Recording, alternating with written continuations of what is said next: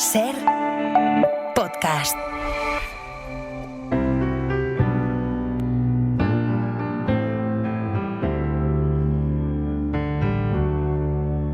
Cuando no salga mi jeta en los diarios, ni los novios bailen ya noches de boda, cuando solo esté de moda si me caigo otra vez del escenario, La ventana de los libros. cuando no sepa la orquesta la canción que te escribí, cuando las casas de apuestas no den €1 por mí, cuando cierren las cantinas y el laurel de mi corona sea de espinas, Con Benjamín Prado. aún voy a guardar un último vals para ti.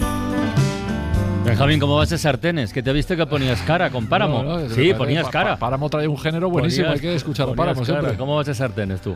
Yo ¿Eres cocinillas o no? Sí, soy muy cocinillas. ¿Sí? Hombre, mi tortilla de patatas es mítica. Bueno, Entonces, ¿qué pasa en una tortilla de patatas? Leiva, Juancho, tú, todo el mundo presume pues su tú sabes tortilla que de patatas. en verano en Rota, Leiva y yo solemos hacer un concurso de tortillas. Hacemos cada uno una, sin decir quién ha hecho cada una, y lo ponemos a... ¿Y quién vota?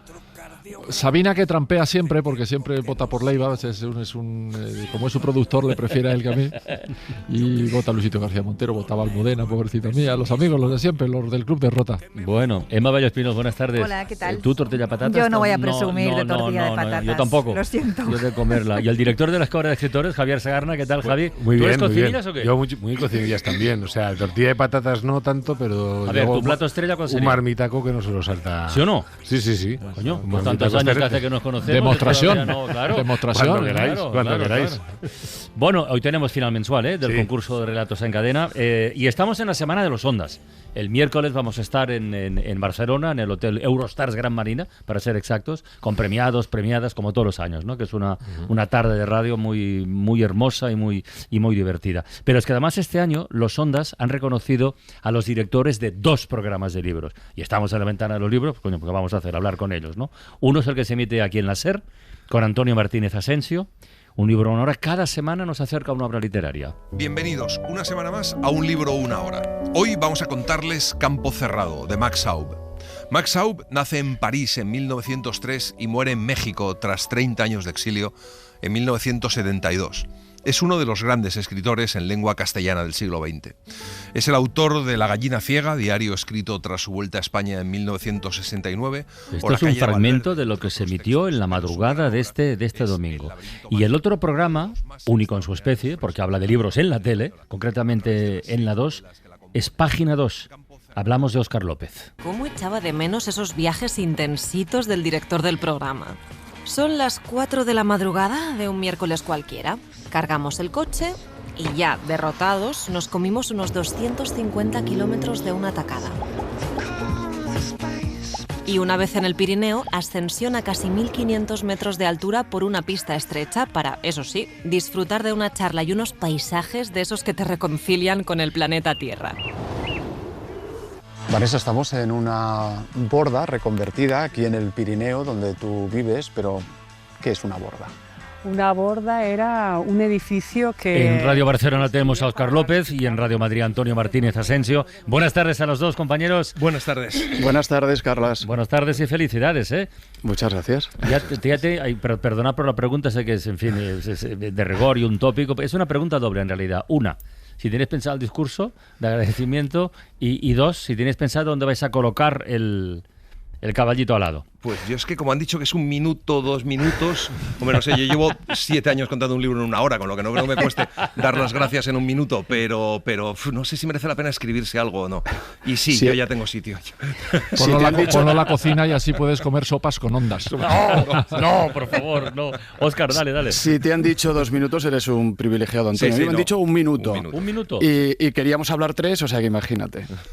Pero o sea, se tenemos puede, un problema. Pero se puede, ¿eh? Esta temporada ¿Sí? en La Ventana estamos recibiendo escribiendo audiobiografías de Sí, los señor, oyentes es verdad. en 30 segundos. Son buenísimas. Y bueno, pero Son buenísimas. yo no sé qué vamos a hacer con todo ese material. A mí me vas a decir lo que se puede contar en un minuto y en una hora, vamos, se puede contar una vida, efectivamente. Oye, para los dos, viva la divulgación literaria. Total. Viva la divulgación, joder, qué bien que se haya reconocido, qué bien que lo disfrutéis. Y yo quería que comentarais un poco cuál es el retorno que tenéis en el trabajo de cada día. Por ejemplo, Max Aub, este fin de semana. Claro, Antonio, Max Aub, o sea, qué maravilla haber hecho Campo Cerrado de Max Aub, que además ha sido dificilísimo, es una novela llena de discusiones ideológicas, entonces, bueno, pues meter todo eso en una hora ha sido complicado. ¿Sabes lo que pasa? Que nosotros hacemos un programa un poco clandestino. Yo escribo, leo en casa tranquilamente, venimos aquí, grabamos los miércoles a la hora de comer, emitimos de madrugada, entonces todo lo que sea retorno, cada vez que alguien se acerca y nos dice, os escuchamos y es fantástico, es una maravilla. Y ya que te reconozcan con Ondas, ya, claro, es una pasada, pero... Y la gran bendición de la radio de nuestro tiempo, es que se puede escuchar en cualquier momento, en cualquier lugar y elegir lo que te apetezca. Absolutamente. Y luego con el programa, con un libro una hora pasa eso, que la gente de repente, a mí me pasa que de repente en redes me dicen, qué bien ha quedado El viejo y el mar. Y el viejo y el mar lo hemos hecho hace 3 años. Pero claro, entran y eligen el libro que quieren y luego a partir de ahí ya buscan, ¿no? Óscar, ¿y tú crees en los milagros? Si creo en los milagros. Porque sí. Página 2 es el programa más longevo de libros en televisión. Sí, y pues yo creo que está rozando el territorio del milagro. 19, hemos empezado la temporada número 19 años, empezamos justo en noviembre de 2007. Yo pensaba que aquello duraría, bueno, siendo generosos, un par de años. Digo, bueno, a ver si llegamos un par de años y en los últimos 10 han pasado como un auténtico suspiro. Yo no sé si os pasa a vosotros. ¿Tú cuánto llevas con La Ventana, Carlos? Creo que son 12 temporadas, si no me equivoco. ¿No tienes la sensación ¿O 12 que o es la 13ª esta? No lo sé.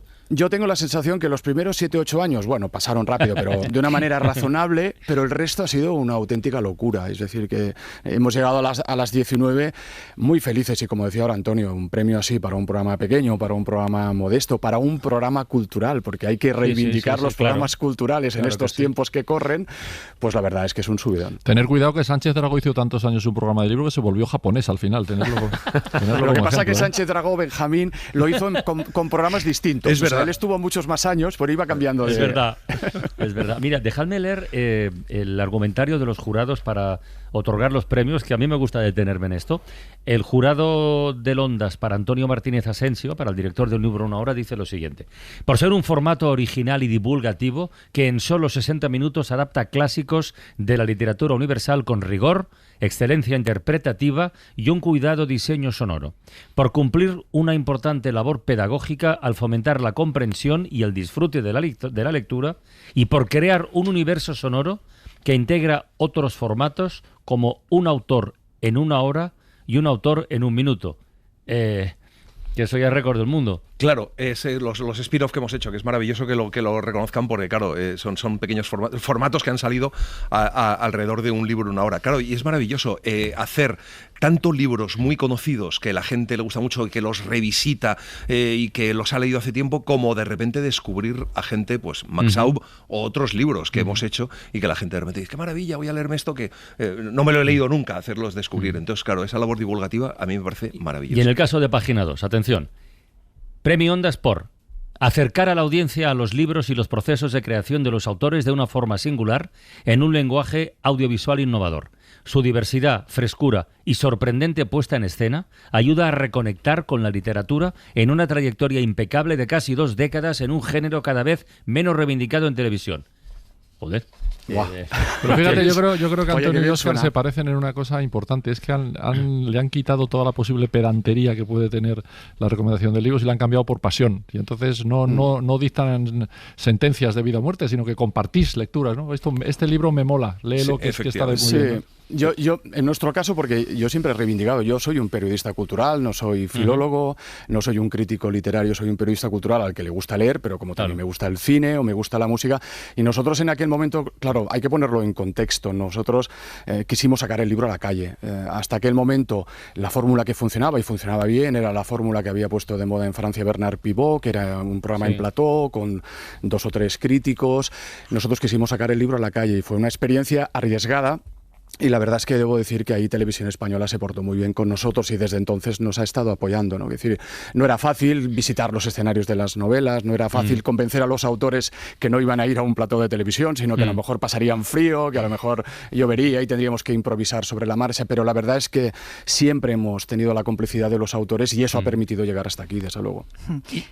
Perdóname, y la forma de hacer las cosas, de Página 2, yo alucino con la realización, con ese grafismo, lo bien que lo cuentan, y me encanta cada vez que alguien me decía, Página 2, oye, me encanta, qué bien realizado está. Joder, que alguien te diga eso de un programa de libros, molaba mucho. A mí creo que la última vez que me llevaron a leer poemas al Jardín Botánico y estaba lloviendo, entonces tuve que leer con un paraguas. Al final quedaba precioso la imagen, un tío leyendo en un paraguas rodeado de plantas, ¿no?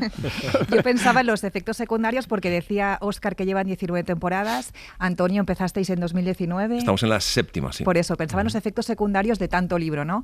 ¿Qué hacéis con todo ese material, con todos esos libros? ¿Acumuláis, regaláis, de vez en cuando hacéis una limpieza en casa? ¿Qué hacéis con todos esos libros? Yo regalo, sí. Yo regalo mucho libro a mí. El libro que me gusta, el libro que pienso a quién le puede gustar y me gusta regalarlo. Yo casi la mayoría de mis libros de mi librería son libros que no me he leído y eso me encanta. Tú sabes una anécdota de Gabriel Celaya, un día que se peleaba, tenía unas peleas terribles con su mujer Amparichu y él estaban todo el día, pero peleando. En serio, y un día Ángel González, después de presenciar una de las peleas, Amparichu se enfadó, se marchó dando un portazo y le dijo, oye, Gabriel, pensándolo bien, joder, para estar así, ¿por qué no separáis? Y Celaya lo miró y dijo, pues ¿por qué va a ser, coño? Por los libros. Por no tener que repartirlos, ¿no? Claro. Yo igual. Yo de hecho yo diría que hace 6 o 7 años ya pasé el duelo, que fue desprenderme de mi biblioteca personal y quedarme solo con la biblioteca esencial, que digo, ¿no? Que ya para muchos es grande, pero para mí es muy pequeña comparado con lo que tenía. Pero ahora vivo mucho más tranquilo porque era una auténtica presión, tanto libro. ¿Y por qué lo hiciste, Óscar? ¿Qué pasó? Si se puede saber, ¿eh? No, porque me di cuenta que había muchos libros allí que ya no ni tan siquiera los remiraba ni los consultaba. Y al final pensé, a ver, ¿cuáles son los libros que realmente te gustan? ¿Qué libros finalmente vas a querer volver a releer cuando ya te jubiles? Y me quedé con esos. ¿Y cuántos de los que tiraste te has vuelto a comprar? Ninguno, porque leo en digital. No, de verdad, te aseguro que no. Y luego porque a mí me encantan las bibliotecas aquí en Barcelona y creo que en toda España hay un servicio de bibliotecas fantástico donde puedes encontrar lo que quieres. Es sencillamente ir, pedirlo y te lo traen enseguida. Es todo muy cómodo. Cumple 50 años Alberti, ¿eh? Y lo van a celebrar estos días, ¿eh? Hay una cosa, hay muchas cosas buenas, pero en Página 2 hay una que merece la pena yo creo que merece la pena que subrayemos, porque aquí en la ventana de los libros Emma lo intenta siempre, a veces con éxito, a veces con menos éxito por culpa nuestra, que es lo de fomentar y prestigiar la literatura infantil y juvenil. Y una manera de hacerlo, que los propios niños y niñas te recomiendan lecturas. Único el despertar va un poco de un unicornio que es como diferente a los demás y quiere como conocer un poco cómo es el mundo y así. Pico y Kai, amigos por sorpresa. Va de una cocodrila que vive sola y le gusta estar sola. Y después, un día estaba por el agua descansando y nota que tiene algo en la nariz. Y es Pico, que es un pájaro. Tiene magia y así. A veces cuando algo no le parece bien o así, su cuerno brilla y hace como convierte a Chloe en una humana y puede hacer aparecer cosas. Y es una cocodrilo que vive en un árbol, bueno, abajo. Con todo el tiempo estar pensando con Kai, al final quiere estar con él. Este libro me ha gustado porque me gustan mucho los cómics y además pues es como de aventuras y así, de dos amigas, y que uno es un unicornio y el otro es un gato. He aprendido que los animales hablan y que también se hacen amigos. Adiós. ¿Dónde hay que aplaudir? O sea, de verdad, qué buenas. ¿En qué momento? Es que es fantástico. Además, en un discurso de voz infantil, yo me fijo mucho en las inflexiones de voz. Sí. Cómo para cuando acentúan el interés por algo. Y en el caso de un libro o una obra, cuando leía lo del argumentario del jurado, decía lo de cuidado de diseño sonoro y excelencia interpretativa. Pues sí. Don Francisco de Bringas no sabe lo que es una deuda. Tiene 2 religiones, la de Dios y la del ahorro, y por eso dedica muchos de sus ratos libres a arreglar cosas en casa. Ha hecho carrera en la administración y no ha visto nunca la pálida faz de la cesantía. Es además un excelente padre de familia. Su mujer, doña Rosalía Pipaón, le ha dado 3 hijos. El primogénito tiene 15 años y se le destina a estudiar leyes. Completan la familia una niña de 10 años y un niño de 9, herederos de las gracias maternas. La señora de Bringas era una dama hermosa, mucho más joven que su marido, que en edad la aventajaba como unos 3 lustros. Para esta señora había 2 cosas divinas: el cielo o mansión de los elegidos y lo que en el mundo conocemos por el lacónico sustantivo de palacio. En palacio estaba su historia y también su ideal, pues aspiraba a que Bringas ocupase un alto puesto en la administración del patrimonio y a tener casa en el piso 2 del Regio Alcázar. ¡Qué maravilla! Eugenio, por favor. Ahora fíjate que estaba pensando que esto es justamente lo contrario del chat GPT y el rincón del Vago, porque están hechos para que no tengas que leer los libros y esto está hecho para que te vengan a leer los libros, ¿no? Justo lo contrario. Es maravilloso. Y Eugenio además que se ha hecho, porque ahora vamos metiendo ya alguna actriz que hace, pero el otro día se acordaba, decía, bueno, es que yo he hecho de Madame Bovary, he hecho de todo, porque claro, lo hacíamos, hace todos los fragmentos literales, digamos, que nosotros ponemos, y es maravilloso. Es que es muy difícil leer bien. No es fácil leer bien, no. y en tu programa eso se nota muchísimo. Yo recuerdo hace años en el nuestro le pedíamos a los escritores que leyeran un fragmento y al final dejé de hacerlo, porque había escritores que no le hacían ningún favor a su propio libro, lo leían muy mal. Sí, y hablando de leer, yo también quería preguntaros si estáis de acuerdo con que se lee muy distinto cuando se lee por placer, ¿no? En vacaciones, que seguro que leéis libros que no tienen nada que ver con vuestros programas, y cuando se lee, sobre todo en el caso de Antonio o en el caso de Óscar preparando una entrevista, o tú ahí desmigando, ¿no? Sí. Una historia, ¿cómo se lee por trabajo? Yo es verdad que hay, claro, hay libros, yo leo clásicos, sobre todo para un libro 1 hora, ¿no? Pero es verdad que tengo la suerte de que los elijo yo. Entonces, ahí sí que me voy moviendo. El otro día, pues por ejemplo, hice El Coyote de Mallorquí, que es era novela de kiosco, que de repente lo ha editado una editorial que se llama Luis Arco y tal, y me hizo mucha gracia. Entonces, bueno, pues me voy a leer el Coyote y lo voy a hacer, como luego hago la de Bringas, como luego me voy a Max Aub. Entonces eso también me permite, bueno, pues seguir teniendo el placer de leer un poco lo que quiero, ¿no? Aunque es verdad que me dejo cosas fuera, lógicamente. Porque el criterio que usas es ese, fundamentalmente. El criterio que uso es un poco no repetir. O sea, hombre, tengo criterios siempre, todos los meses tengo que hacer una novela española, pero luego si meto un dramón, pues luego la siguiente intento meter una de aventuras, luego meter de vez en cuando una infantil. Entonces, bueno, pues no repetirme, aunque luego es verdad que luego te escuchan en podcast y da lo mismo porque nosotros hacemos un programa de actualidad literaria en el sentido en que lo que leemos es lo que se publica ahora, son novedades, ¿no? Entonces, ¿qué ocurre? Que tienes que leer, generalmente leemos engaleradas para darnos un poco margen de tiempo, pero claro, lees aquello que al final acabará saliendo en el programa y también lees cosas que las descartas. Entonces te pasas la vida leyendo siempre por trabajo y ese es mi problema. Yo lo confieso públicamente siempre, he perdido el placer de leer por eso, por el puro placer, porque todo lo que leo está vinculado con el trabajo. Y no me importa, porque leo cosas buenas y, oye, y lo hubiera leído igual, pero sí que realmente al final acabas siempre leyendo con un papel y un bolígrafo al lado, subrayando cosas y pensando, oye, y esto lo podría aprovechar para aquí, para allá. Ya lees a una velocidad concreta, no es aquella velocidad pausada cuando no hacía programa de libros. Pero bueno, mira, al final uno también se acostumbra. Óscar, después de tantas temporadas, no sé si has sido capaz de descubrir el secreto para entablar esa complicidad con tanta gente. Es verdad que no hay nada, hay pocas cosas mejores para hablar de la vida que hablar de un libro, porque te permite hablar de cualquier tema, pero no sé si has descubierto tú el secreto. Yo creo que precisamente porque desde un inicio quisimos ser un programa ecléctico que no se limitara solo a un tipo de libros, queríamos llegar al máximo de público posible, queríamos aprovechar todas las herramientas que la televisión te ofrece. Luego es verdad que también es absolutamente imprescindible tener un equipo que se entregue, un equipo que lógicamente os podéis imaginar que ha ido cambiando, pero siempre todos aquellos que han entrado en Página 2 han dado lo mejor con su talento, con su creatividad, con el esfuerzo.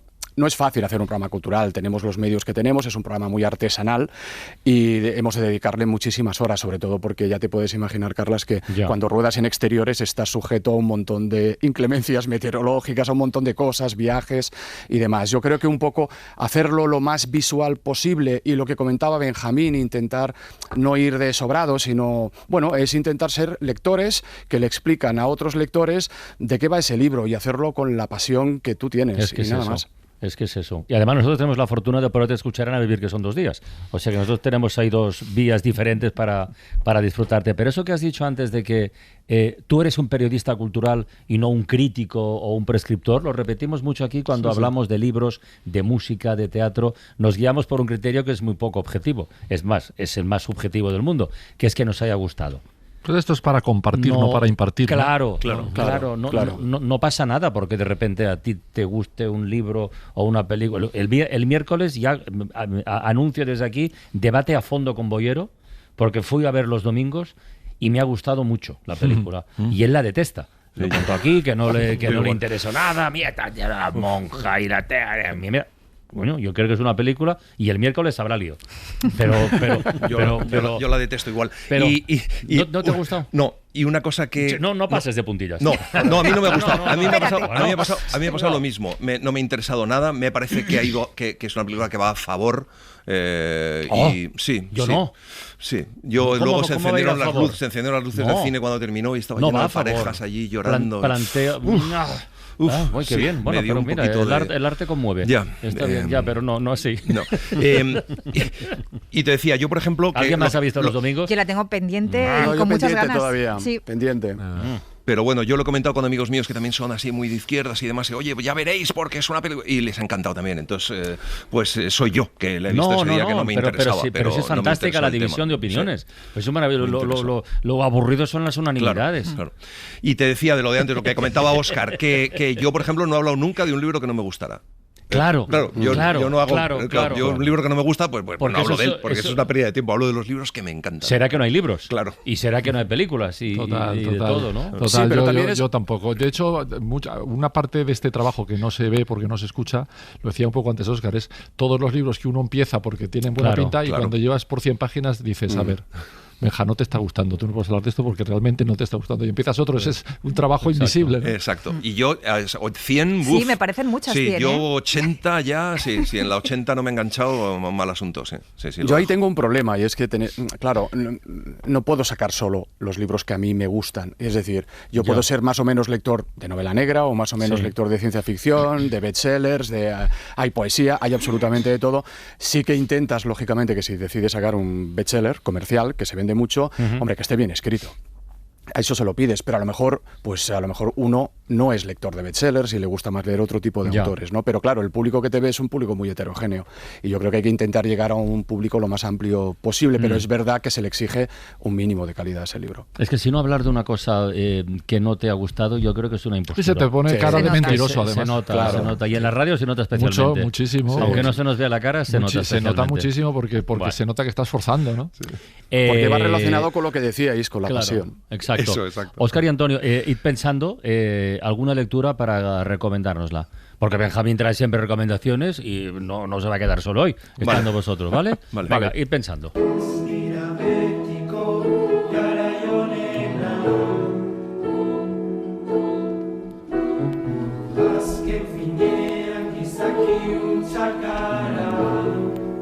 Pues hoy en esta ventana de los libros estamos con 2 premios Ondas, con Óscar López, premio al mejor programa de entretenimiento por Página 2, y con Antonio Martínez Asensio, premio Ondas a la mejor guía radiofónica por un libro una hora. Y estamos escuchando, casualmente, no es casualidad, lo he pedido yo, la banda sonora de los domingos, porque he dicho yo que hay debate con esto y quiero decir 2 cosas. Primero, incorporar a la directora del Faro, Mara Torres. Buenas tardes. Hola, ¿qué tal? Buenas tardes. Si la has visto. Y luego lamentar que este miércoles no tendremos Ventana del Cine con Carlos Boyero porque hacemos una edición especial del programa con motivo de los Ondas en Barcelona. Pero el debate quedará pendiente. Si tú quieres aportar algo, tú has visto la peli, ¿no? Sí. ¿Y qué? Sí, no, depende, a medias... A mí lo que me interesa de la peli es que sales con un montón de dilemas en la cabeza. Es que lo que acabo de decir. Que a mí que siempre me lo crea todo lo que está relacionado con la fe. O sea, la fe tiene algo que me resulta difícil de cuestionar, siendo cuestionable. Es lo que decía Boyero. Que desde su ateísmo irredento no le costaba mucho entrar en la historia, pero bueno, yo creo que plantea dilemas y yo... Bueno, es que, hombre, que uno puede entrar en una catedral y ver religión o ver arquitectura solo también y disfrutar lo mismo. Claro. Pero bueno, yo creo que la fe la tienes o no la tienes. Por eso digo que es que no puedes hablar con nadie que tenga fe, intentar o intentar discutir para que no la tenga, porque No. el que la tiene, la tiene. Afortunado, creo yo también, que la Desde tiene, luego. que se siente mucho más cobijado que quienes no la tenemos, ¿no? Bueno, a ver, lo prometido es deuda. A ver, los Ondas. Recomendación literaria. Antonio. Pues mira, a mí de las novelas que más me han gustado desde septiembre aquí de esta temporada está Los Nuevos, de Pedro Mairal, que la ha editado Destino, y que es una historia de 3 chicos alrededor de los 20-25 años que sufren las cosas que sufren los chavales de esa edad, como el bullying, por ejemplo, pero también sufren a unos padres muy exigentes que les obligan a estar en determinado. Y entonces son la historia de 3 amigos que intentan también una vida autónoma y una vida en solitario, independiente, y creo que retrata maravillosamente la generación actual, aunque es un libro muy argentino, pero la retrata muy bien, y a mí me ha apasionado cómo está contado y la novela en general. ¿Tu propuesta, Óscar? Yo te hago 2 rápidas. Un debut de una autora gallega, de Lucía Soya Sobral, Comerás flores, la historia de una relación tóxica entre una joven de 25 años y un tipo carismático, inteligente, A ver, espera, un que aquí emprendedor. alguien está haciendo así con la cabeza. Es que a Emma y a mí a las dos nos ha encantado Comerás flores. ¿Pero están haciendo con la cabeza de bien o de mal? De bien. Es que yo no os veo. Sí, Óscar, nos ha gustado Pues, mucho Comerás flores. Lucía, además, es una escritora que va a dar mucho que hablar, y me ha gustado mucho cómo está escrita, además formalmente también, porque hay unas imágenes líricas muy potentes, aunque sea una novela con un estilo muy directo. Y la otra, una novela dura, no es nada navideña, A pedazos, del escritor anglo-indio Hanif Kureishi, que, como sabéis, tuvo un accidente en el 22. Hablamos de ella aquí, ¿te acuerdas, Francino? Hablasteis ya de ella, hablamos A aquí en el pedazos. programa. ¿Sí? Bueno, él quedó tetrapléjico por un accidente que tuvo. Joder. Bueno, pues este libro es absolutamente desgarrador, un libro íntimo, confesional, pero lo que más me gusta de todo es que, aparte de que él hable sin tapujos de su situación física y emocional, es una historia de amor por la literatura, por cómo el hecho de escribir es lo que le mantiene atado a la vida, y cómo precisamente escribir es con lo que consigue rebelarse ante esa terrible situación que le toca vivir. Es un libro maravilloso, durísimo, pero maravilloso. Bueno. Benjamín, ¿vamos con tus recomendaciones? Venga. It's more than rain, it's falling down tonight. Sad songs again are flowing in my mind. Won't let it in, I'll keep it out. Wash away that ugly sound for now. Dale. Bueno, se ha muerto hace un ratito, pero parece que hace más, ¿verdad? Mario Vargas Llosa. Yo creo que para contrarrestar el libro de Isabel Presley, que yo naturalmente me he ido a leer la parte en la que habla de Vargas Llosa, como es natural, pues sale ahora uno de Alonso Cueto que se llama Mario Vargas Llosa, Palabras en el mundo, y que tiene mucho que ver con todo lo que estamos hablando. Es la historia de un tipo que tiene una pasión por su oficio, por la escritura, por la lectura, por la corrección de sus novelas, por la documentación, ¿no? Un tipo que durante muchos años fue, digamos, en contra de su propio personaje ideológico. Él se hizo un señor neoliberal y demás. Sus novelas eran novelas muy combativas, muy de autor de izquierdas, digamos, de alguna manera. Hay una anécdota en el libro que resume muy bien cómo era el divertidísimo Mario. Siempre digo que es uno de los tipos más divertidos y de los que más me he reído en mi vida, ¿no? Y muy buena persona, además, tengo que decirlo, ¿no? Le dicen, joder, fíjate, Charles Dickens, cuando estaba escribiendo El misterio de Edwin Drood, que es la novela que quedó inédita y que luego le completaron, estaba escribiendo la novela y le dio un infarto, y se murió. Y Mario dice: ¡qué maravilla! Pasar de la ficción a la tumba. Imagínate la fe que tenía Mario en la literatura. De manera que Alonso Cueto, Mario Vargas Llosa, Palabras en el mundo, Alfaguara. I stood alone upon the platform in vain. The Puerto Ricans, they were playing this salsa in the rain. ¿Y la segunda? ¿Te acuerdas que hablamos aquí en el programa de la colección de Alianza Dos Tardes con? ¿Te acuerdas que vino Manolo Vilas, Espido Freire y Sergio del Molino? Bueno, pues ha seguido publicando libros y ahora sale uno que se llama Dos Tardes con Jules Verne, por aquí, de Laura Fernández. Qué curioso que le llamamos Julio Verne en todos los libros en España. No decimos Guillermo Shakespeare, como en el franquismo, ni Enrique Heine, pero a Verne nos cuesta mucho llamarle Jules. Se ha quedado así. Se ha quedado con Julio Verne. Bueno, pues cuenta la historia de Verne, que era un tipo que estaba destinado a ser abogado como su padre, que de hecho estudió la carrera, pero que lo que quería era escribir, embarcarse, comprarse barcos. Se compró 3 barcos, se iba a sus barcos a escribir. Y bueno, todos sabemos la historia de Jules Verne. Empezó a hablar del helicóptero cuando el helicóptero no existía, empezó a hablar de globos cuando no existía, empezó a hablar del ascensor cuando el ascensor todavía no existía. Un auténtico visionario que lo que era un apasionado, ¿sabes de qué? Pues volvemos a la conversación que estábamos teniendo, de la divulgación. Él defendía la divulgación científica y la divulgación geográfica, y en base a esos dos pilares están escritas todas sus novelas, que son una maravilla.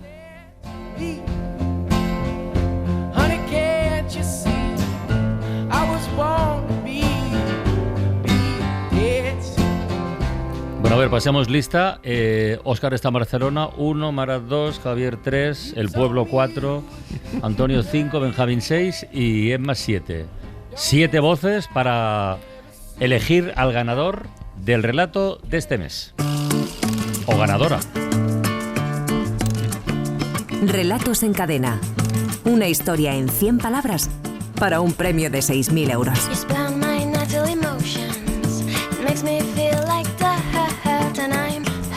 Finalistas del mes de noviembre: Salvador Terceño, Arantxa Enjuto y Esteban Torres Sagra. Salvador tiene 54 años, es de Sevilla, médico de urgencias y atención primaria y un conocido ya veterano de este concurso. Salvador, buenas tardes, ¿qué tal? Buenas tardes, Carlos, ¿qué tal? Siempre me sale llamarte doctor, pero a los otros por su oficio no eres de tal, pero siempre me sale llamarte doctor. ¿Qué tal? ¿Cómo estás? Bueno, puedes llamarme como tú quieras. Bueno. Pues bien. Hoy tranquilo, libre, no estoy de guardia, no estoy saliente, todo bien. Venga, pues que tengas mucha suerte, Salvador. Claro que sí, no me extraña. Aunque Arantxa, Salvador tiene experiencia en esto, llegar a una final mensual. En cambio, Arantxa Enjuto, que tiene 58 años, es auxiliar de enfermería en un hospital, La Ventana Sanitaria, es de Zumaya. Arantxa, Arralsaldeón, buenas tardes. Buenas tardes. Tú fuiste finalista semanal y lo eres mensual por primera vez. Porque escribes este concurso desde hace poquito, nos decías, ¿no? Desde el año pasado, una cosa así. Sí, desde la temporada pasada. Bueno, muy bien. ¿Y cómo estás ahora mismo? ¿Nerviosorum? ¿Hay algo ahí? Sí, un poquito sí. Un poco sí. Es que si pasas ya saltas a la final de temporada. O sea, que ya sonían palabras muy mayores. Que tengas mucha suerte, Arantxa. Vale, gracias. Y Esteban Torres Sagra tiene 61 años, aunque nos dijo ya el otro día que aparenta 60, es funcionario del SEPE, director de la oficina en Úbeda, donde vive desde hace ya 2 décadas. Esteban, buenas tardes, ¿qué tal? Hola, buenas tardes. Con Esteban nos conocimos hace 2 temporadas. Javier, ¿te acuerdas? Que llegó a la final de temporada y nunca más se había colado desde entonces en una mensual. Hoy está aquí repitiendo. Te deseamos suerte como a tus compañeros y compañeras, ¿vale? Muchas gracias. Venga, vamos a leer el primer relato, el de Salvador Terceño. Servicios a la comunidad.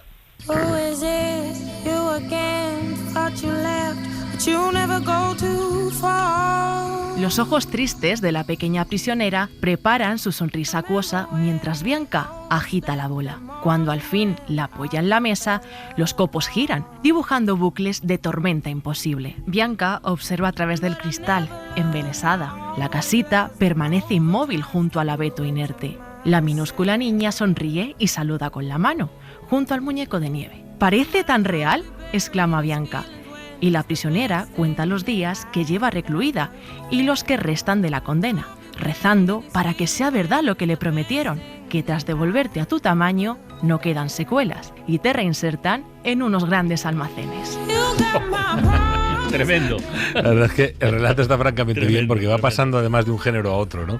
Uno empieza como una especie de relato de terror, así como fantástico, se va metiendo poco a poco en el terreno casi de la ciencia ficción para acabar de lleno con esa última frase en el humor, ¿no? Entonces hay un montón de géneros bien combinados, bien armados dentro de este relato. Vamos con el de Arantxa Enjuto, se titula Algo inacabado. Puede que al fin me conozca muy bien. Te reinsertan en unos grandes almacenes entre cosméticos estresados y paraguas que hablan del tiempo. Un técnico de bata estrellada te ajusta las emociones y te sopla polvo lunar del olvido. Cuando la dependienta te acomoda en el estante de ofertas, un tostador te confiesa que antes fue un poeta y que ahora solo quema pan. Te preguntas qué fuiste antes. Y justo entonces, una vieja lámpara susurra. Yo te iluminaba cuando escribías. El pan salta, el aire huele a pasado y tú recuerdas. Eras el poema que él nunca terminó. Y cuando al fin la encuentro llega... A Benjamín están a punto de saltar las lágrimas por las alusiones. Me encanta saber que el aire huele a pasado con el pan, ¿no? Sí, ¿verdad? Eso está fantásticamente bien. Polvo lunar del olvido. Está fantásticamente bien, lo decíamos cuando lo clasificamos, ¿no? Que era que echaba que tenía un golpe de imaginación, ¿no? De repente, cómo empiezas unos grandes almacenes y acabas siendo un poema, ¿no? ¿Cómo llegamos de un lugar a otro? Pues con un golpe de imaginación soberbio y un montón de imágenes espléndidas, ¿no? A mí la verdad es que me encanta eso de que antes fue un poeta y ahora solo quema pan, ¿no? Me parece una frase fantástica. Los caminos del Señor no lo sé, pero los de la literatura son inescrutables, está clarísimo. Venga, tercer relato, el de Esteban Torres Sagra, se titula Pablo y Neruda. El poema, que él nunca terminó, siempre acababa en la papelera de sus amantes. Quería ser original y despedirse con uno tras cada cita, pero las señoras no lo contrataban precisamente por sus rimas, ni aquello era amor, por muy romántico que fuese Pablo y se ganase la vida con su métrica. Bajó el precio a 280 euros solo por devolverles un billete de 20 con un verso de Neruda previamente manuscrito, al dar el cambio, pero ni así pudo compartir su gusto por la poesía. Todas, sin excepción, se lo devolvían sin leer, como propina, en la goma de sus calzoncillos. Qué bueno, de verdad. En este caso la verdad es que es un relato de humor de arriba abajo, ¿no? Pero además tiene ese fondo un poquito amargo, ¿no? Sí, o sea, es decir, tratar de compartir amargo, algo que realmente vale, que realmente es importante y ser incapaz, ¿no? Porque estás encasillado en otro lado, ¿no? O sea, el fondo es amargo, pero luego el relato te arranca una carcajada. Vaya 3 pedazos de relatos, ¿eh? O sea, está la cosa. Bueno, primero que se mojen ellos, los finalistas, que ya han votado y nos tienen que desvelar el sentido de su voto. Salvador, ¿tu voto para quién ha ido? Mira, me han encantado los dos, pero me quedo con Pablo y Neruda porque la historia me engancha un poquito más. Arantxa, ¿tú por quién has votado? Yo también, por Pablo y Neruda. Por Pablo y Neruda. ¿Y Esteban, tú? Yo también por Pablo y Neruda. Ah, no, perdón. Yo por algo inacabado. Por algo inacabado. Por Arantxa. Muy bien. A ver, venga, al lío. Mira, hoy vamos a romper un poco. Bueno, no vamos a romper nada. Tira, Mara, dale tú. Yo por Pablo y Neruda también. A estas alturas. Y la goma de los calzoncillos. A ver, premio Ondas, Antonio. Pues yo voy a elegir Algo inacabado, de Arantxa Enjuto. ¿Y el otro Ondas, Óscar López? Ondas Pues, López. Pues yo estoy con Antonio también. Yo voy a votar a Arantxa. Me ha gustado muchísimo. El final es redondo. ¿Benjamín? Yo voto a los tres. Venga, hasta el viernes. Ya está. Es que el viernes... Mira, voy a votar por el de Arantxa Enjuto porque me ha parecido el más raro. Sí. Pero es que me parecen los tres igual de buenos. Son muy buenos. Me parecen igual de buenos. Voy a votar por Arantxa porque es el más extraño, quizás, ¿no? El más poético. Piensa, hombre, que no pasa el de nada Pablo y Neruda no por está mal admitir las tampoco. debilidades. Emma. Yo por Esteban. Está la cosa apretadita. Sí. Vamos, tan apretadita que hay empate de momento. Y nos quedan solo los dos votos de la casta, que es Javier Sagarna en persona, y el pueblo, que son los oyentes. ¿Por dónde quieres empezar? Por el pueblo, ¿no? Vamos a empezar por el pueblo, como de costumbre, y el pueblo lo tiene clarísimo. A ver. Clarísimo, y ha ido un poco a contracorriente de todos nosotros. Le ha dado apenas 7 votos a Arantxa, 57 a Pablo y Neruda, y nada menos que 470 a Salvador Terceño. Madre mía. Así que evidentemente el pueblo lo tiene clarísimo. ¿Y la casta, que eres tú? Y a la casta le va a tocar desempatar, me temo. Sí. Uf, qué difícil es esto. También puede desempatar Francino. No. ¿Quién tiene monedas? No, Por Arantxa. Arantxa, felicidades. Gracias. Te has colado sobre la bocina en la final de temporada ya. Sí. O sea que nos reencontramos a primeros de julio. Sí. Bueno. Oye, y Esteban y Salvador, joder, qué rabia nos da. Pero bueno, es lo que hay. Qué felicidades, de verdad, ¿eh? Nada, muchas gracias. Y seguid escribiendo, por favor, seguid escribiendo. Claro que sí. Ay. A ver, Saguer. Pues nada. Saguer, no le he dado ni Javier ni Sagarna. He hecho un mixto de Saguer. La unidad de vigilancia que vas. Bueno. No soy digno ni de eso. A ver. En la goma de sus calzoncillos. Toma. Buena frase. Es magnífica y yo calculo que también vamos a tener una buena cantidad de relatos.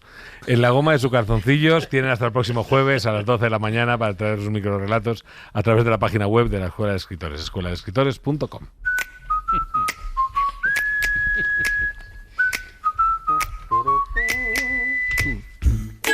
Y la luz del faro, que se abre como cada tarde aquí en la ventana. Empezando semana, ¿con qué? Salió del bombo el jueves la palabra verbo. Verbo. No verso, verbo. El verbo se hizo carne. Mira, estamos hoy con...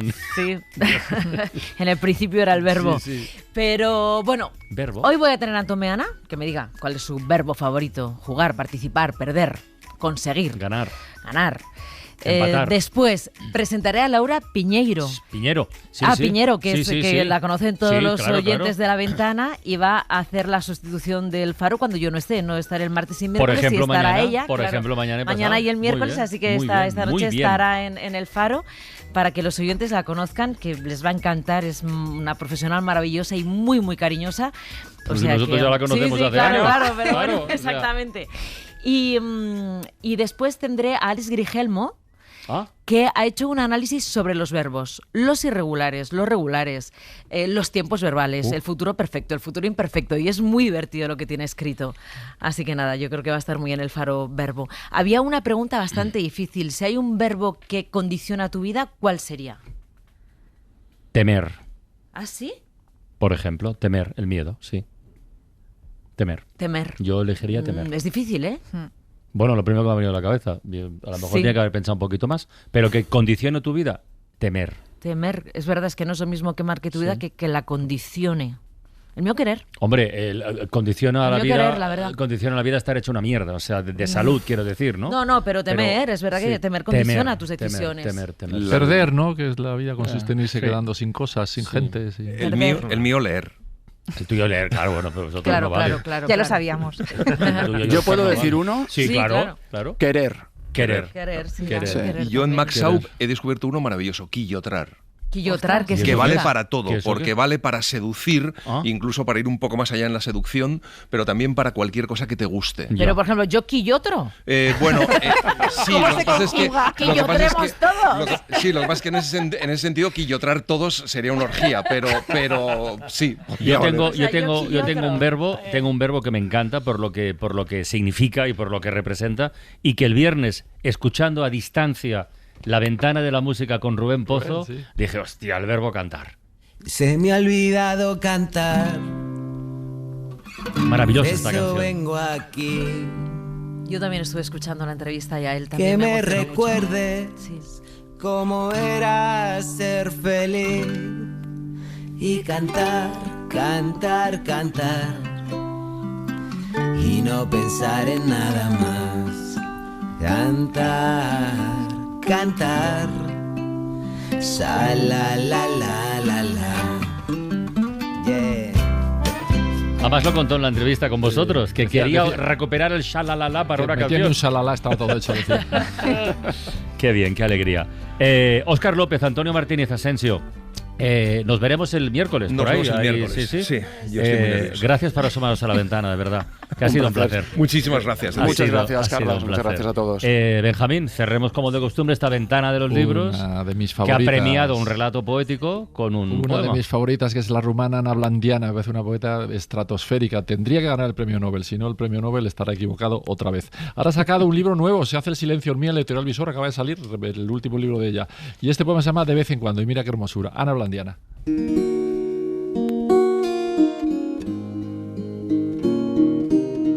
De vez en cuando, como si la historia se hubiera detenido, se hace silencio en mí. Es como una luz inmensa en una llanura sin fin. Una mezcla de felicidad y terror, como ante la presencia de Dios. Solo dura un segundo, pero siento que podría ser así por siempre si tuviera la fuerza suficiente para marcharme, sabiendo que volveré, como se marchan las aves cada otoño hacia su vida del más allá. La Ventana, en Ser Podcast.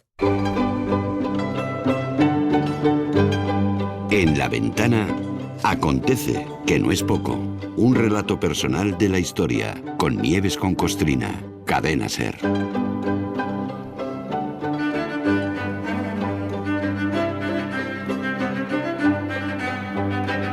Buenas tardes, Nieves. Hola. Hola, Carlos. Buenas ¿cómo tardes. estás? ¿Qué tal? Muy bien, yo muy bien. Está visto que esto que tocamos, esto de la historia es un continuo. Esto no para nunca. Siempre que cuentas algo te queda algún detalle pendiente.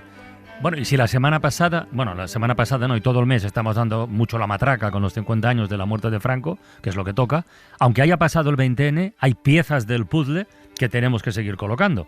Por ejemplo, el primer discurso de Juan Carlos como rey y lo que eso suponía. Es decir, después de la dictadura, la restauración, o mejor dicho, la instauración de la monarquía. Exactamente, bien dicho, la instauración. Mira, hace 5 años, en 2020, el ayuntamiento del municipio catalán Mont-Roig del Camp, en Tarragona, estaba y está gobernado por el Partido Socialista de Cataluña, aprobó, y lo hizo de acuerdo con la Ley de Memoria Democrática, aprobó cambiar la nomenclatura de la calle Príncipe de España, que estaba puesta en honor de Juan Carlos, porque eso suponía una exaltación del franquismo, está clarísimo. Y esto de Juan Carlos, Príncipe de España, que jamás fue príncipe de Asturias. También claro, es que Juan Carlos nunca ha sido príncipe de Asturias. Bueno, pues esto también merece que lo expliquemos, porque fue un título inventado y por tanto en España no existió eso de la restauración que muchos periodistas han venido repitiendo, porque creo que o desconocen la diferencia, que ya nos han explicado muchos historiadores, lo han explicado, o sea que ya es hora de saberlo, o lo hacen pues por contribuir al blanqueamiento. Pero bueno, esto luego. Mira, yo ojalá me equivoque, pero creo que... ¿Qué pasa con Mont-Roig del Camp? A ver. Que creo que es el único municipio que ha retirado el honor de una calle a Juan Carlos, puesto que él y toda su estirpe son producto del franquismo, son el legado de la dictadura. Todo el mundo conoce ya todas las indecencias del padre de Felipe VI, sus delitos, sus desmanes, su inmoralidad, pero fíjate que ahí siguen universidades, hospitales, avenidas, recintos feriales, plazas y calles con el nombre de Juan Carlos I, un señor al que hemos expulsado de España por sus corrupciones. A mí me agrada especialmente que fuera Mont-Roig del Camp el ayuntamiento que diera el paso, y me sorprende mucho más que fuera con un alcalde socialista, con Fran Morancho, que debe ser de los poquitos a los que no se les ha olvidado que el PSOE nació republicano, hasta que Felipe González lo estropeó todo, y menudo estropicio hizo. Mont-Roig del Camp es, entre otras cosas, el municipio donde Joan Miró pasaba sus veranos, y es donde nació Antoni Benages, el maestro republicano asesinado en un pueblo de Burgos en 1936, que dio lugar a la peli que volvemos a recomendar, El maestro que prometió el mar. Efectivamente. Mont-Roig del Camp es ese lugar, entre otras cosas, pero estas dos yo creo que merece la pena que las subrayemos. Es un lugar que hay que visitar por todas estas cosas, ¿no? Y el maestro que prometió el mar, que aún permanece en la fosa al que lo arrojaron. Lo han buscado. No lo encuentran. No lo encuentran.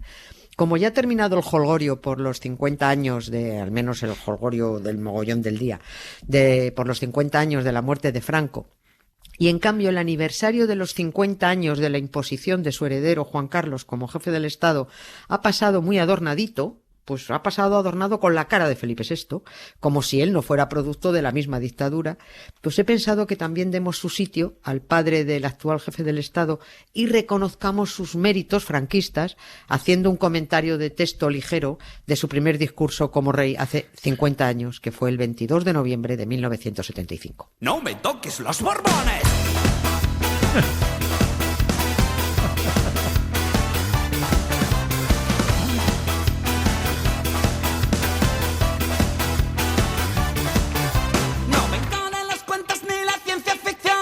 Soy jefe del Estado sin ganar elección. ¿Qué me cuentas, peón? Mi vida es el copón, mi apellido Borbón.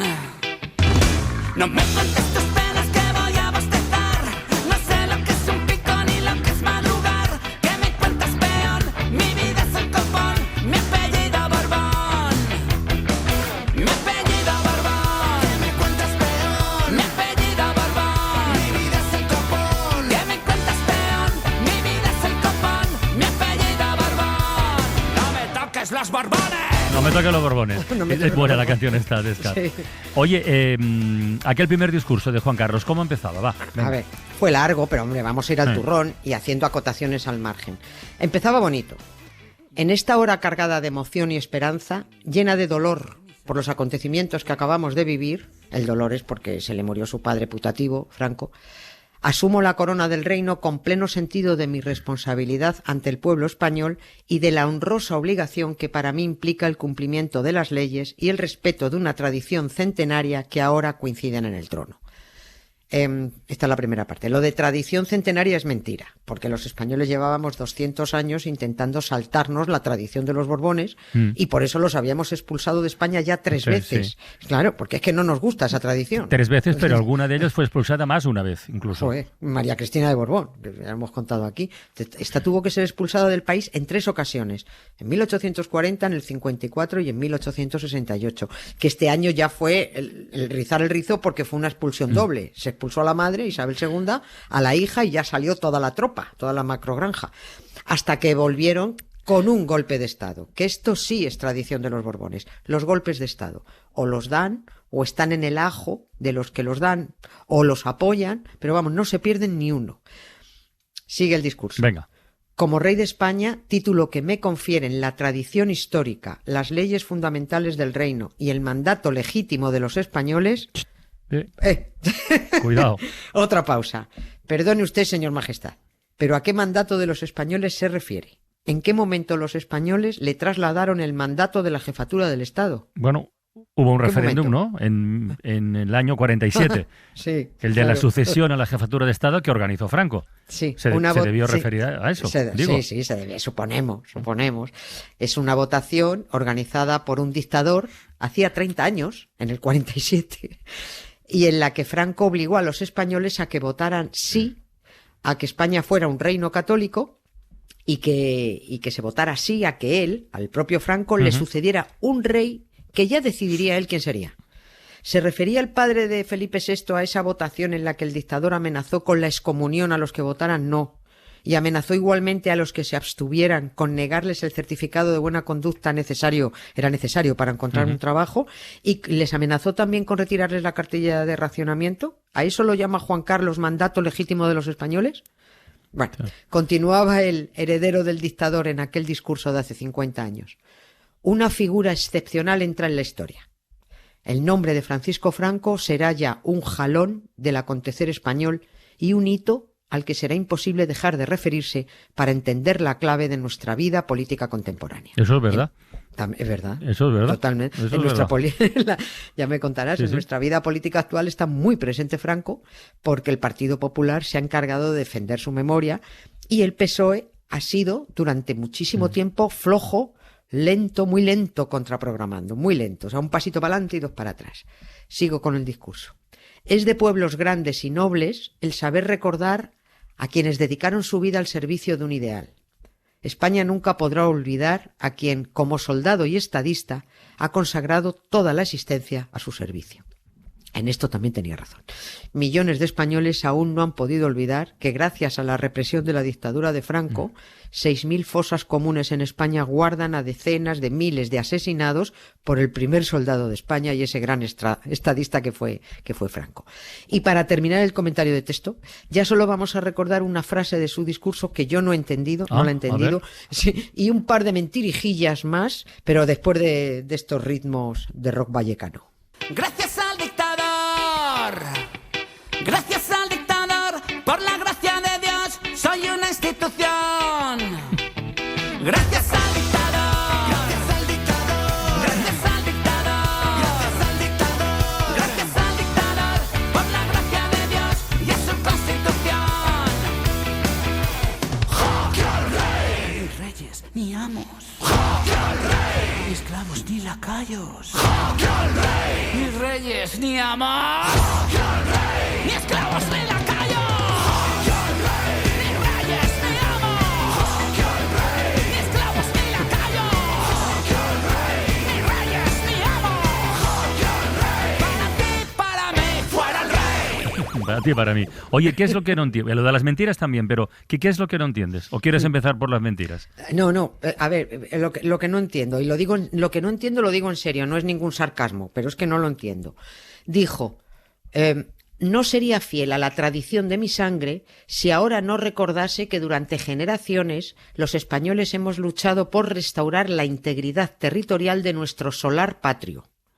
El rey asume este objetivo con la más plena de las convicciones. No entiendo. Yo de verdad que no lo entiendo porque España ya estaba unida por decisión de su jefe Franco. Una grande y reprimida, pero una y grande.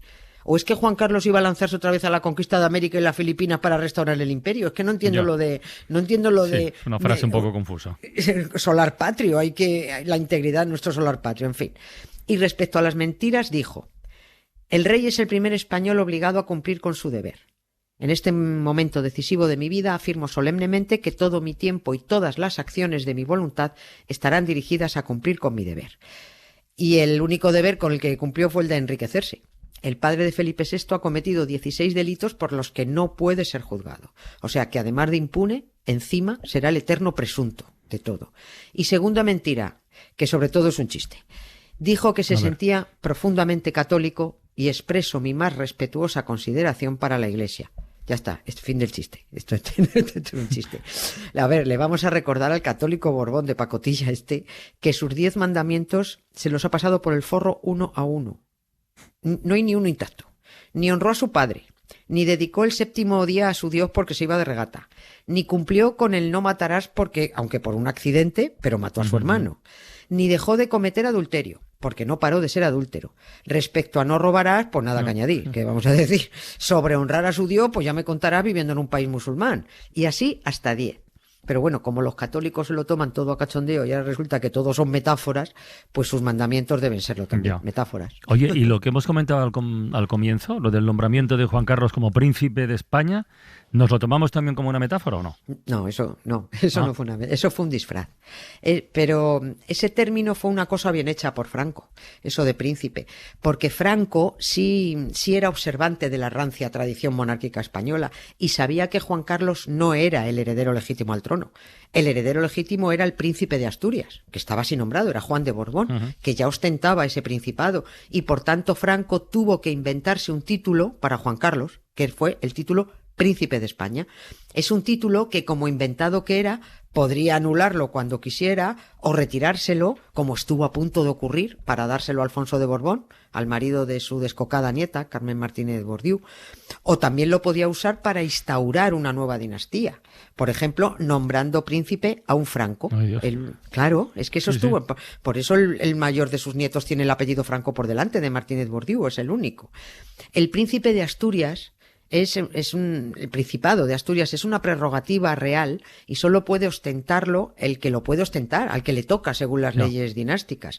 Y puesto que Juan Carlos no era el heredero legítimo, Franco jamás usó la palabra restauración monárquica, nunca, que es lo que la prensa lleva utilizando estos días porque es lo que han estado colando desde la zarzuela para tapar las vergüenzas del padre de Felipe VI. Ni Juan de Borbón ni Franco pronunciaron jamás la palabra restauración, nunca. Solo decían instauración. Que la diferencia está muy clara. Por resumirlo, de haber existido una restauración monárquica, el rey tendría que haber sido Juan de Borbón, ¿no? Exactamente. O sea, lo que hizo Franco, entre otras cosas, fue interrumpir la sucesión e instaurar o establecer una nueva línea. Claro, por eso ellos siempre hablaban de instauración. Insisto en que Franco nunca, jamás usó la palabra restauración. Y cuando Juan de Borbón se enteró en Estoril de que el dictador había nombrado sucesor a título de rey al traidor de su hijo, además de cagarse en su padre, que era el mismo, que se oían los gritos al otro lado del Atlántico, difundió su famoso Manifiesto de Estoril con fecha 19 de julio de 1969, donde mostraba un monumental cabreo y donde decía: «Para llevar a cabo esta operación no se ha contado conmigo. Soy, pues, un espectador de las decisiones que se hayan de tomar en la materia y ninguna responsabilidad me cabe en esta instauración». Es por eso que, además, Juan de Borbón se hacía llamar, por todas partes, y así se dirigían a él, Su Majestad el Rey Juan III de España. Y para añadir más mentira a la mentira y más disfraz, Juan Carlos, para tapar su propia ilegitimidad, nombró a su padre después de muerto y así está inscrito en su tumba como Juan III. Que es el rey que nunca existió, padre de un príncipe que la verdad tiene menos entidad y tradición que el de las galletas de chocolate.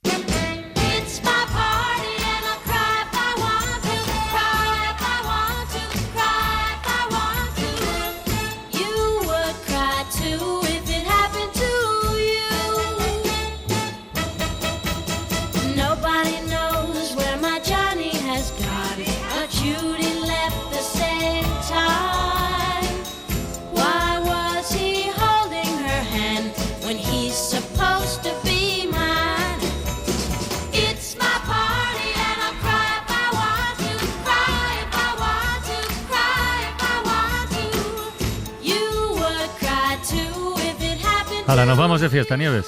Venga. Mañana más. Mañana más. Muchas gracias, Carla. Adiós, Un beso. Chao. Lo que queda del día. Con Isaías Lafuente. Dale, Isaías. Pues nada, lunes 24 de noviembre, Francino, van pasando los lunes y tenemos la sensación de permanecer atrapados en el tiempo, de vivir en el Día de la Marmota.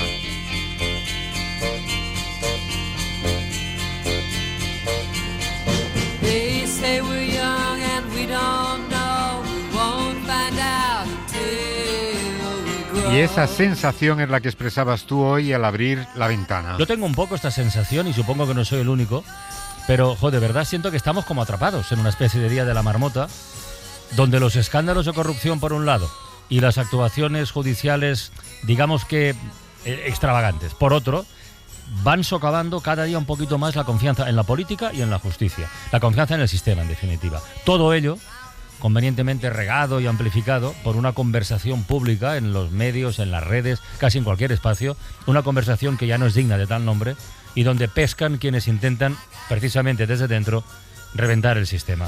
Pues esa era tu sensación y era una sensación compartida. Ha comenzado el juicio contra Jordi Pujol, bueno, contra él y contra todos sus hijos. Andrea Villoria nos lo contaba. Pues se juzga al expresidente Jordi Pujol, a sus 7 hijos y a una decena de empresarios acusados de asociación ilícita, falsedad en documento mercantil, delitos contra Hacienda y frustración de ejecución. Esa es la lista de delitos, básicamente por la fortuna que escondieron en Andorra durante 35 años. El quid aquí es de dónde salió ese dinero. Y han pasado 11 años, 11, y sorprende la parsimonia si lo comparamos, nos decía Tony Martínez, con otros procesos. Ha comenzado hoy el juicio a los Pujol. La instrucción de este caso, como sabéis, ha durado 11 años.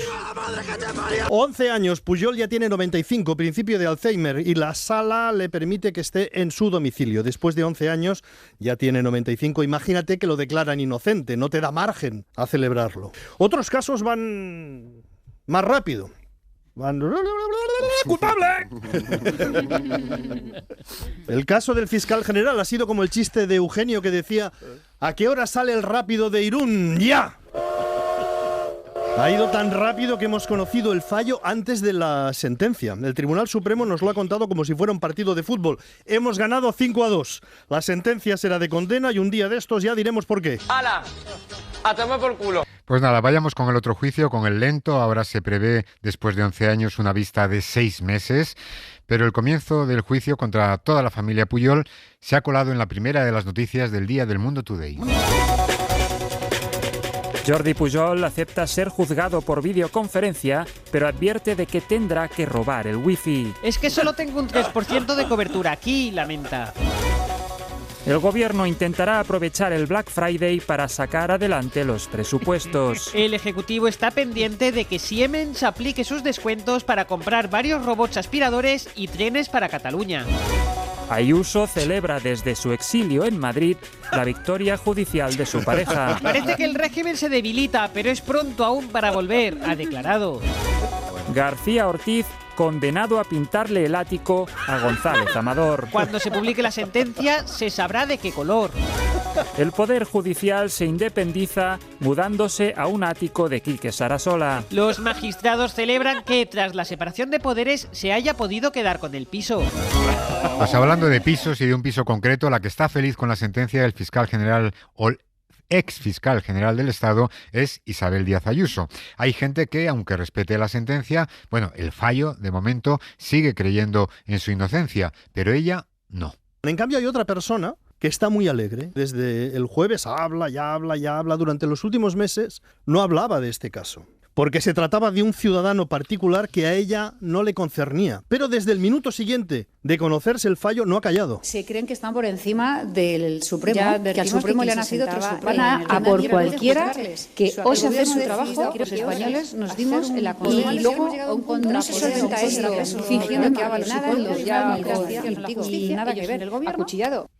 Está feliz. Está en su salsa hablando de acuchillamientos y dictaduras. Débiles morales. Vivimos en la dictadura de Pedro Sánchez. Todo el mundo sabe que las dictaduras se caracterizan por el poder descentralizado en gobiernos de autonomías y en las dictaduras la oposición tiene la mayor parte de esos gobiernos. Bien.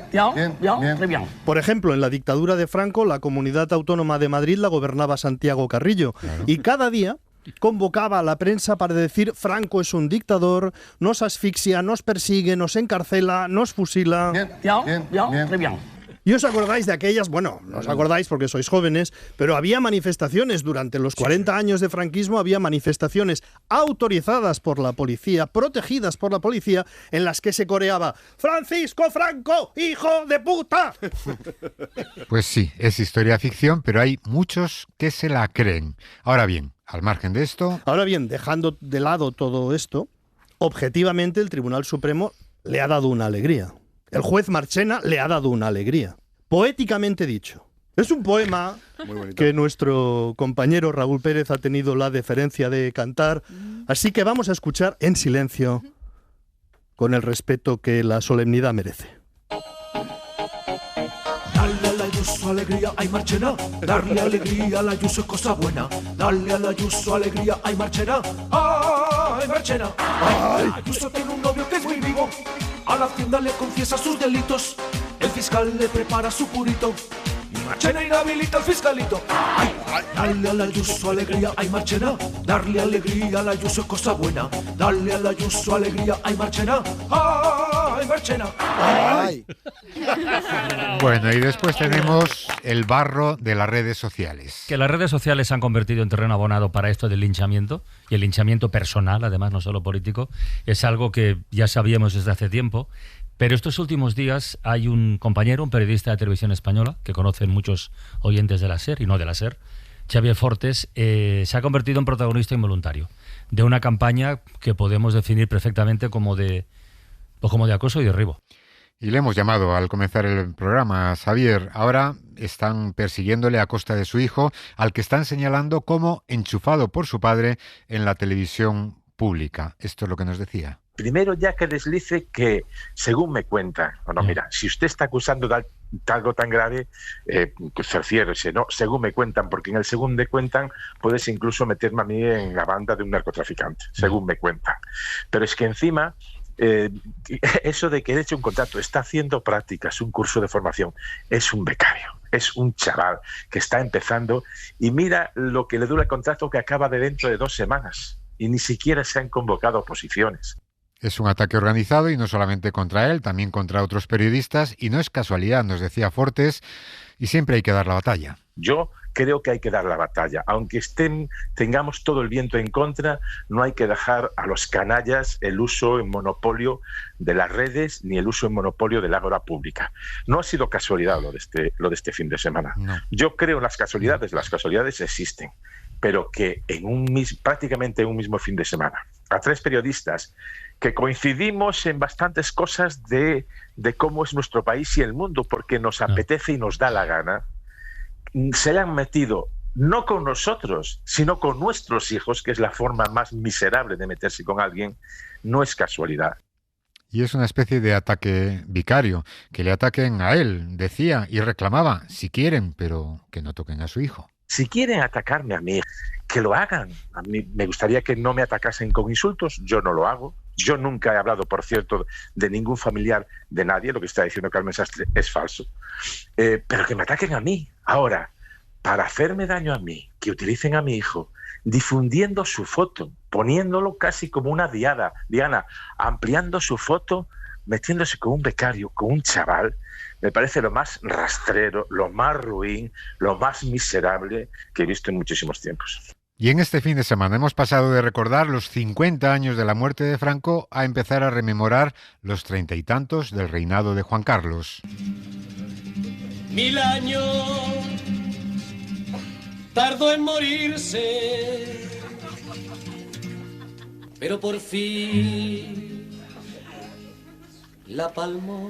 Pues eso, hemos pasado de rememorar esto, pero hoy Nieves con Costrina ha pasado página de la historia y nos ha recordado los 50 años de la coronación del rey. ¡No me toques los Borbones!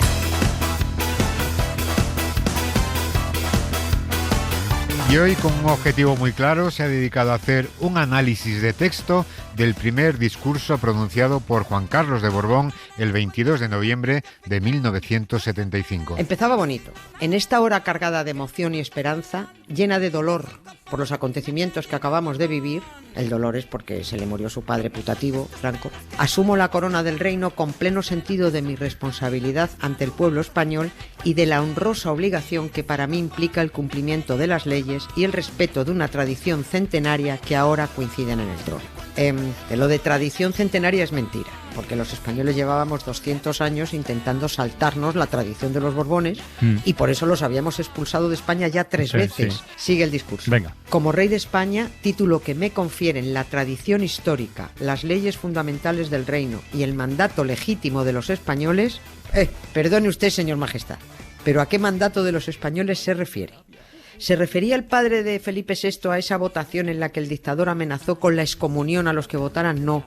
Y amenazó igualmente a los que se abstuvieran con negarles el certificado de buena conducta necesario para encontrar un trabajo, y les amenazó también con retirarles la cartilla de racionamiento. ¿A eso lo llama Juan Carlos mandato legítimo de los españoles?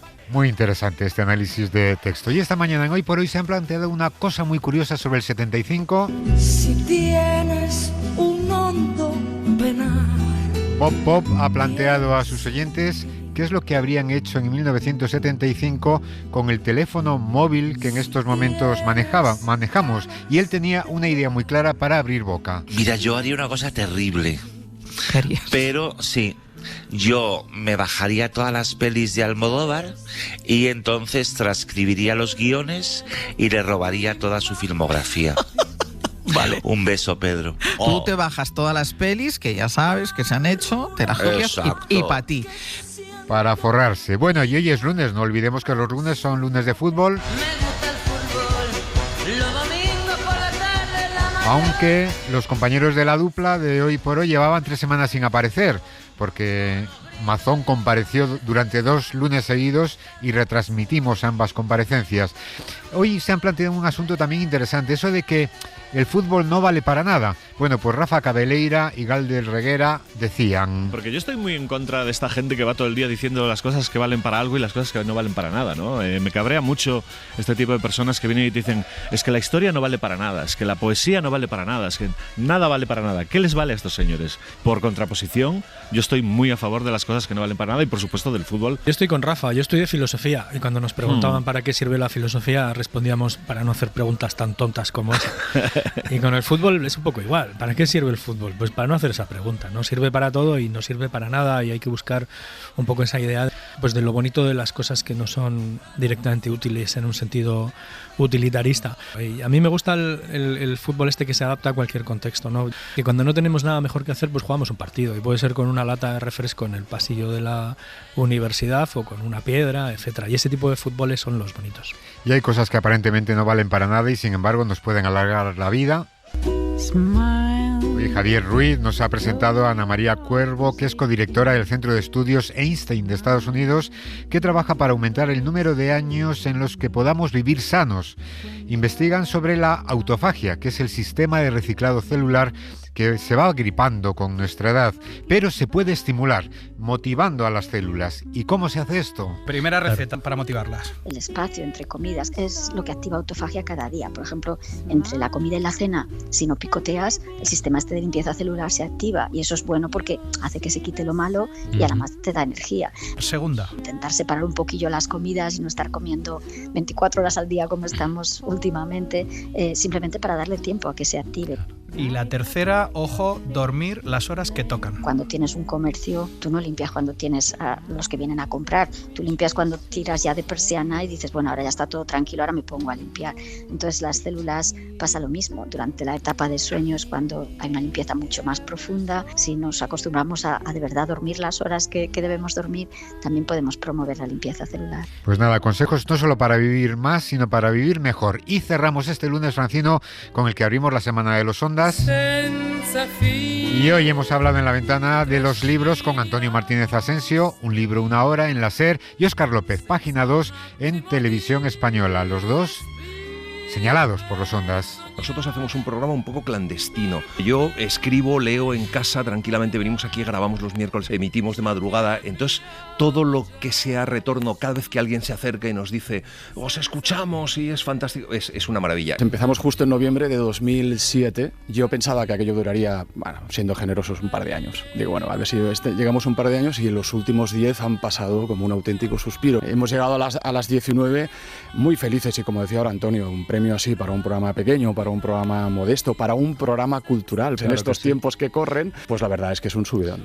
Pues ellos nos animan a leer, pero les hemos preguntado qué leen ellos y paradójicamente Óscar López nos ha confesado que en cierta manera esto de leer profesionalmente le ha hecho perder la pasión de leer por el puro placer de leer. Tengo la suerte de que los elijo yo. Entonces eso también me permite seguir teniendo el placer de leer un poco lo que quiero, ¿no? ¿Y tú, Óscar? Nosotros hacemos un programa de actualidad literaria en el sentido en que lo que leemos es lo que se publica ahora, son novedades, ¿no? Entonces te pasas la vida leyendo siempre por trabajo y ese es mi problema. Yo lo confieso públicamente siempre, he perdido el placer de leer por eso, por el puro placer, porque todo lo que leo está vinculado con el trabajo. Y luego pasa otra cosa con los libros, que muchos tienen incorporada banda sonora. Por ejemplo, el Tokyo Blues de Murakami, su título original era una canción de los Beatles con la que hoy cerramos la ventana. Hasta mañana, un beso muy grande y como siempre mucho ánimo. Adiós. Adiós. Para no perderte ningún episodio, síguenos en la aplicación o la web de la SER, Podium Podcast o tu plataforma de audio favorita.